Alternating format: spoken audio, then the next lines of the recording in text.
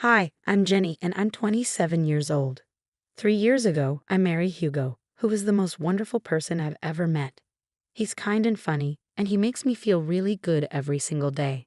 But there's a bit of a snag. His mom, Maria, isn't exactly my biggest fan. She's always had it in for me ever since we met. I get it though. Hugo is her precious son, and she doesn't want him to get hurt. She's just trying to look out for him, but sometimes she goes a bit too far. She's the kind of person who might do little things that bother you on purpose, making you feel like you're the one who's being unreasonable. You know, we all have someone like that in our lives, right? Unfortunately, for me, that someone is my mother-in-law. But I'm a bit different. I'm the kind of person who speaks up when something isn't right, and I don't hold back. I think that's why Hugo likes me. He's more quiet and gentle, and they say opposites attract, don't they? I've studied a bit of psychology, so I can tell when someone has not some nice intentions. I think our strong personalities clash, which might be why she said something not so nice the first time we met. Jenny, shouldn't you cut down on your food? Everyone at the table fell silent, shocked by the unexpected comment. I felt deeply embarrassed, my face turning pale with humiliation. The table included me, my boyfriend Hugo, my father-in-law Kyle, and Maria, Hugo's mother. Kyle seemed too taken aback to say anything, lowering his head in solidarity with my embarrassment. Hugo, feeling a mix of embarrassment and anger, promptly scolded his mother. Mom, seriously. That's a terrible thing to say. Jenny can eat whatever she likes. Oh, honey, I didn't mean to upset you. I just want what's best for you, you know. I've noticed you've gained some weight. Hugo showed me your old photos, and you looked so much better back then. I mean, not that you don't look good now, but I'm just trying to help. I tried to stay calm, not wanting to make a scene since it was my first time meeting the family and I really liked Hugo. Even though I was embarrassed and irritated, I didn't say anything back. I just smiled politely and thanked her for her advice. Unfortunately, situations like that kept happening more often as we spent more time together. I hoped the teasing would stop once Maria realized I was good for her son, but it only got worse. On the bright side, I was getting along well with my father-in-law, Kyle, who was incredibly kind. While I grew closer to everyone in Hugo's family, Maria seemed to be the only one who didn't like me, and it was hard to figure out why. I even met Jack, Hugo's childhood friend who was practically part of the family. Despite everyone else being welcoming, Maria remained the exception. I felt grateful for the love and support I received from the rest of Hugo's family. However, things took a turn on my wedding day. Maria seemed determined to make trouble and tried to undermine me at every turn. She insisted my hair should be styled a certain way, like hers was on her wedding day. No, I want my hair like this, not in an updo. Thanks for your suggestion, Maria. I disagree. You look really unattractive. The bridal party gasped, but I wasn't surprised. I'd gotten used to Maria's comments. She tried to backtrack quickly. Oh, darling, I just mean you could look better. And I see a bit of myself in Jenny. She's a bright young woman. Even though I looked better at her age, she's beautiful in her own way. My father-in-law managed to stop Maria's harsh comments that day, but the hurt lingered. It wasn't like me to stay quiet and let it go. This constant negativity was wearing me down, making me lose my usual energy. Fast forward 3 years to today. We were at Hugo's parents' house for dinner, including Jack, so it seemed important. She wanted to share something with us, and I suspected it wasn't just a random dinner plan. Turns out, I was right. It was a nice surprise, but things took a turn when my mother-in-law started making an announcement. She had everyone's attention as she pulled out a piece of paper. Hey, everyone, I have something important to share. Since my birthday is coming up, I wanted to let you all know about my special plans. I've decided we're going to Hawaii. She showed us the paper confirming the trip. Wow, that sounds amazing. What? That's fantastic, Jenny. Hawaii sounds like a dream. Oh wow, this is incredible news. I'm thrilled beyond words. Thank you so much, Mom. Actually, you're not coming. Wait, what? Honey, what do you mean? That wasn't the plan. I made some changes last minute and canceled her ticket to avoid extra charges. So my ticket was already purchased and she just canceled it. Why does she dislike me so much? Mom, what's going on? Jack and I stayed silent as the tension escalated and harsh words flew back and forth. Eventually, Maria reluctantly spoke up after being pressed for an explanation. Okay, fine. I'll tell you why I decided Jenny shouldn't come to this family event. As I'm getting older, I want to spend my time with the people I care about most. Unfortunately, Jenny isn't on that list. Seriously, Mom, that's so hurtful. There's nothing wrong with me. Don't disrespect me. I'm just saying, well, Jenny isn't technically family since she's not related by blood. By that logic, Jack shouldn't go either, right? He's not technically family, as you're saying. But we all know that's ridiculous. He's part of the family. And since Hugo and Jenny got married, she's family too. Well, Jack is different. He's our precious angel. He's always been here, but Jenny hasn't. That's why I'm not comfortable with her coming on the trip. It's my birthday, so I get to decide. Come on, Jenny, we're leaving now. No. When I firmly said no, it grabbed everyone's attention, including Maria's, who had been trying to hide a smile. But when I spoke up, her smile vanished. Maria, you've made it obvious from the start that you don't like me. I've put up with your behavior for 3 years. Do you really think we don't notice how you act? You're a narcissist. Watch your tone, young lady. You're in my house. And I won't be staying much longer. Actually, I'm leaving right now. But before I go, I need to say something. I looked at my husband, whose eyes were filled with anger as he stared at his mother. Sweetheart, I love you more than anything, and I've tried to make this work for so long. But it's clear now that your mother will never accept me into this family, no matter what I do. She'll always have a problem with me. You should go on this trip. It's important and you can't miss it. Despite how difficult your mother can be, she's still your mother, and you love her. So you should go. Don't worry about me. I'll be okay. Then I turned to my mother-in-law, whose mouth hung open in shock at my words. And as for you, I'm sorry to say, but I love your son, and I'm not going anywhere. You might try to push me away, but I'll always be here. Even when you're in Hawaii, you'll still be thinking about me because, let's be real, I think you're obsessed with me. How dare you? I should slap you right now.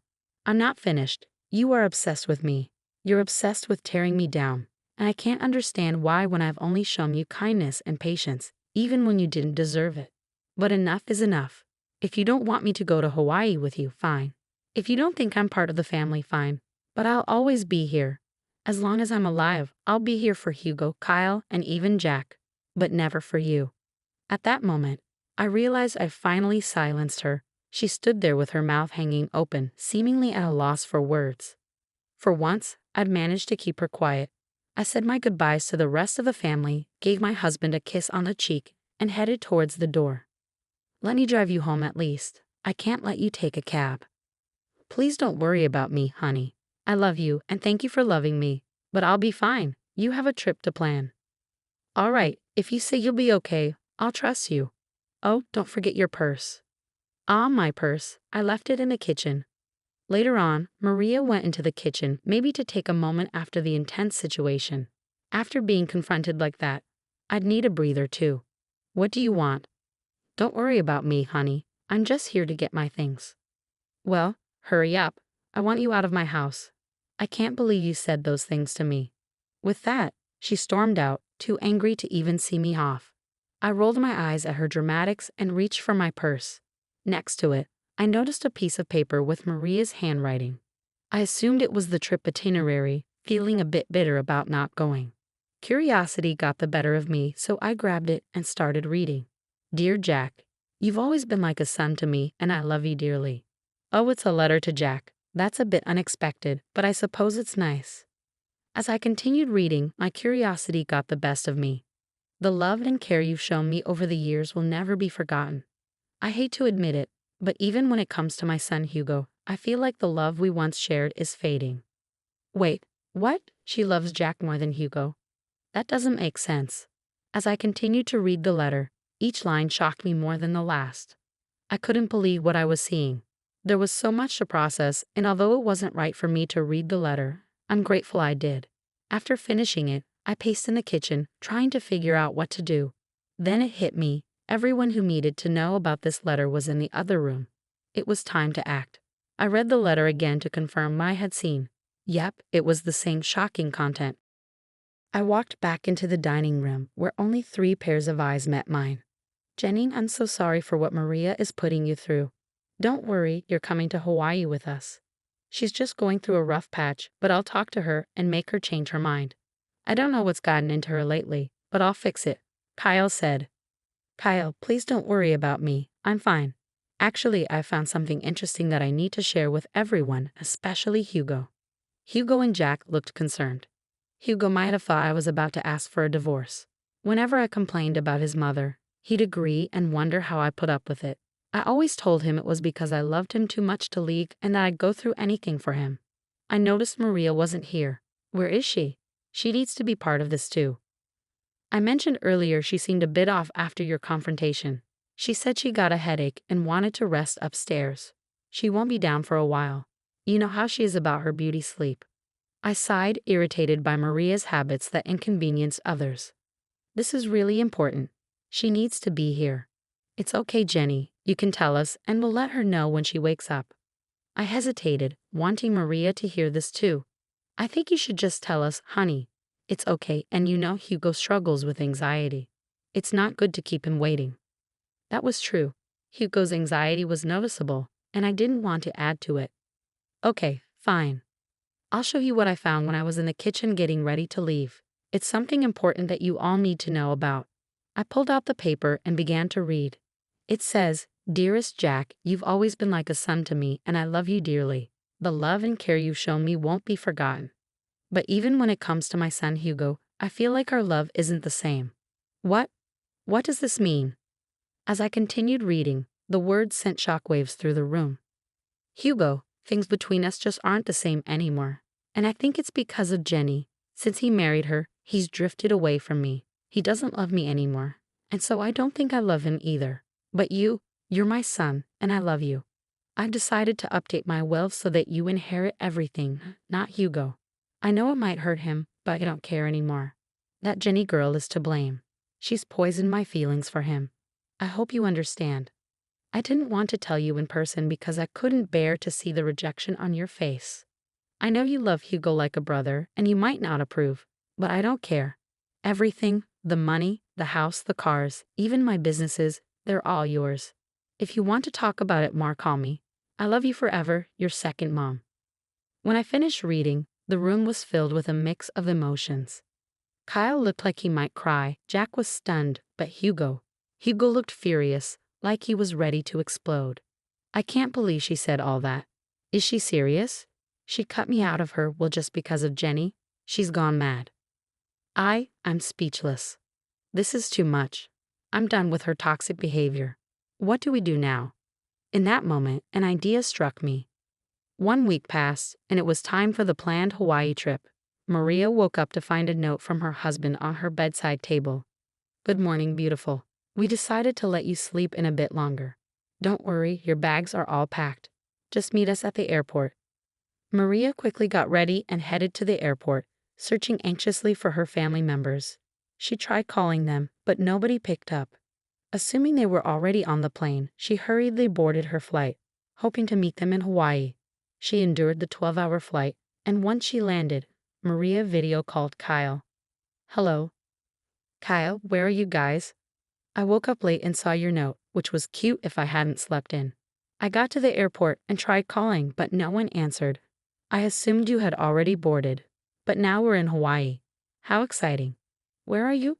Let's meet up and start the fun." "That won't be happening, Maria." "What do you mean? Where are you?" "I'm at home." "What?" "I'm at home. We're all at home. Say hi, everyone." Kyle showed Maria on his phone that they were all sitting at the dining table where they received the upsetting news a week ago. "What do you mean? Why are you at home?"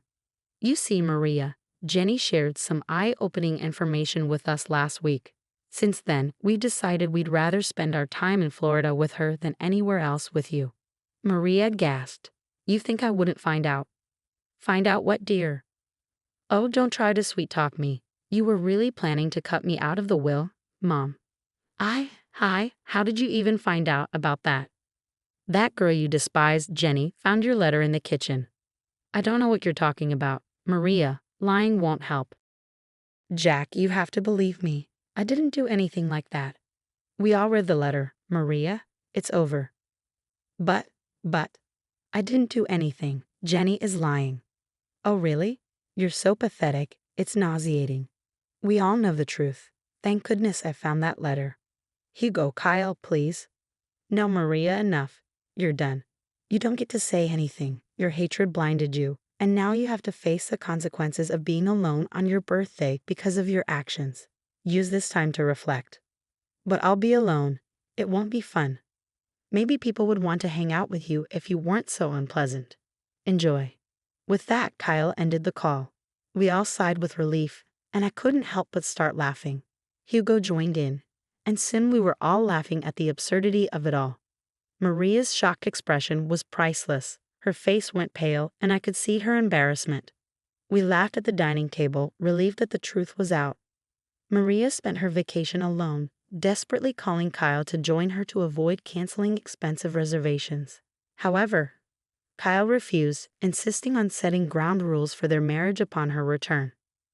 Maria's attitude changed drastically, becoming apologetic and frantic, surprising everyone. Hugo made it clear that Maria needed a major attitude adjustment to remain in his life or he'd leave her. He warned that any disrespect would result in him cutting ties. Jack realized he needed to stop enabling Maria's behavior by being overly nice. Maria's trip turned miserable, and she risked losing the most important people in her life. Her relationships with them became rocky, and she faced the challenge of change. I told Maria I needed time to forgive her, refusing to intervene on her behalf. Despite her apologies, Maria still tries to mend the broken relationships she caused. I hope she learned her lesson from this experience.